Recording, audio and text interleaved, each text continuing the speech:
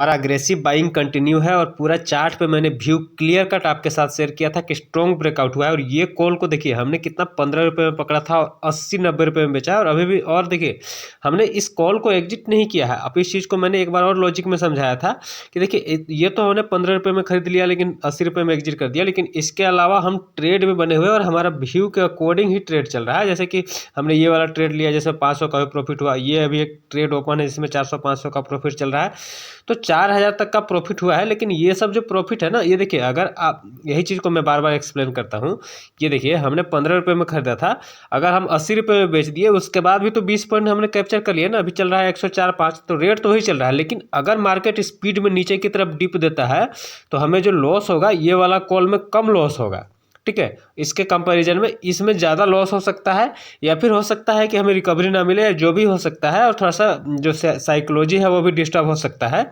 इसीलिए मैं हमेशा ये चीज़ प्रीफर करता हूँ कि अगर मैंने 20 रुपये का कॉल खरीदा, अगर 60, 70, 80 हो गया तो प्रॉफिट बुक करके फिर से 30-40 में आ जाए। ये कम, जो कम पैसे होता है इसके लिए ट्रेड है, ये हमेशा के लिए नहीं है। ये मैं नहीं बोल रहा हूँ कि हमेशा करना चाहिए। अगर आप फ्यूचर बाइंग कर रहे हैं, ऑप्शन सेलिंग कर रहे हैं, तो उसके लिए अलग रणनीति होती है। लेकिन रणनीति अलग अलग तरीके से एक सिस्टम को बनाना पड़ता है, और ये सिस्टम बनाया हुआ है कि यहाँ पे हमें 10,000 से अभी तक हम 25-30 हज़ार का प्रॉफिट बना चुके हैं। और ये चीज़ हम कंटिन्यू आपके साथ शेयर कर रहे हैं। सारे वीडियो को देखिए, क्योंकि सब वीडियो में सब चीज़ एक्सप्लेन करता हूँ।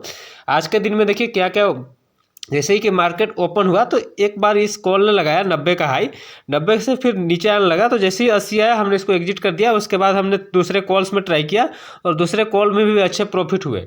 तो ये चीज़ आपको समझना जरूरी होता है। इसके अलावा अभी देखिए ज़्यादा अग्रेसिव क्वांटिटी में ट्रेड क्यों नहीं है, क्योंकि मार्केट स्ट्रेस लेवल पर है। और ऑलरेडी मैंने आपके साथ डिस्कस किया है कि मार्केट जब स्ट्रेच हो जाता है तो यहाँ पे थोड़ा सा जो अग्रेशन है उसको कम करना पड़ता है। फिर से मार्केट अगर हमें एक इंपॉर्टेंट सपोर्ट लेवल पर आएगा, फिर से बाइंग जोन में आएगा तो बाय करेंगे। अदरवाइज यहाँ पे हमें एक थोड़ा सा सेलिंग प्रेशर भी देखने के लिए मिल सकता है। इसलिए बाइंग की क्वांटिटी कम रखेंगे, और सेलिंग के कोई कंफर्मेशन मिलता है तो उसके बारे में छोटा क्वांटिटी में प्लान करेंगे। जैसे कि मान लीजिए कि ट्रेंड के साथ हम अगर इतना, यहाँ पे तो छोटा अमाउंट है इसलिए बहुत कम क्वांटिटी में ट्रेड हो पा रही है।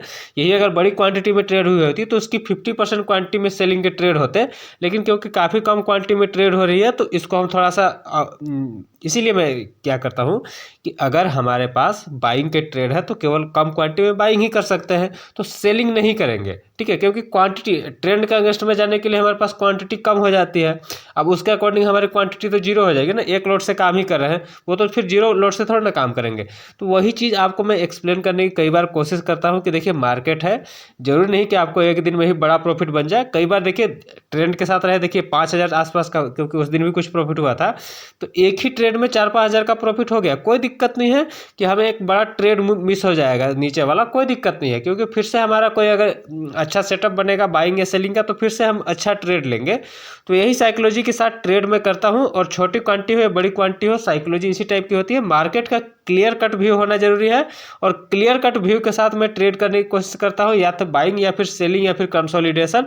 और ये चीज़ मैं आपके साथ चार्ट पे हमेशा डिस्कस करते रहता हूँ कि मार्केट में अभी बाइंग है या सेलिंग है या फिर कंसोलिडेशन है।